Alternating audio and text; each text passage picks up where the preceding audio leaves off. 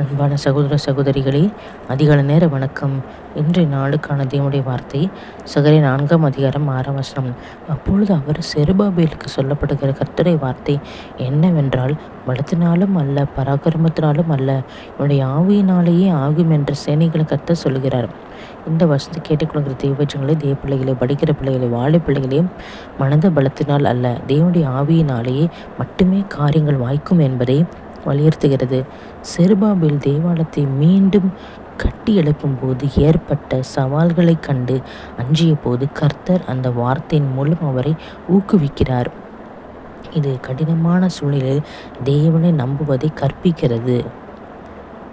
பாபிலோனிய சிறையிருப்பிற்கு பிறகு எருசலேமுக்கு திரும்பிய யூதர்கள் தேவாலயத்தை மீண்டும் கட்டும் பணியை தொடங்கினார்.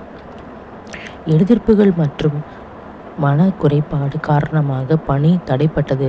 செருபாபேல் தலைமை தாங்கினார். பலத்தினாலும் அல்ல, பராக்கிரமத்தினால் அல்ல என்பது மனிதனின் சொந்த வல்லமை, அதிகாரம், இராணுவ பலம் அல்லது தந்திரங்களை குறிக்கிறது. தேவாலயத்தை கட்டிய முடிப்பது மனித முயற்சியால் அல்ல, மாறாக தேவனுடைய ஆவியானவரின் வல்லமையால், தெய்வீக தலையீட்டால் மட்டுமே சாத்தியமாகும் என்று தேவன் உறுதியளிக்கிறார். உங்கள் வாழ்க்கையிலே உள்ள பெரிய சவால்கள் மலைகளைப் போல இருந்தாலும் சொந்த பலத்தினால் தீராது. தேவனுடைய ஆவியானவர் மூலம் அவை நீக்கப்படும். இது விசுவாசத்தையும் தேவனையும் சார்ந்திருப்பதையும் வலியுறுத்துகிறது. மனித பலவீனம் இருக்கும் இடத்தில் தேவனுடைய ஆவியானவர் தன் வல்லமையை பூர்ணமாக வெளிப்படுத்துவார். உங்களுக்காக ஜெபிக்கிறேன். கர்த்தாவே, சூத்திரம் கர்த்தாவே, இந்த வசனத்துக்கு கூடி சிரமத்தாக கர்த்தாவே, இந்த வார்த்தை என் வாழ்க்கையில் கிரீசி விட்டு ஜெபிக்கிறேன் தகப்பனே.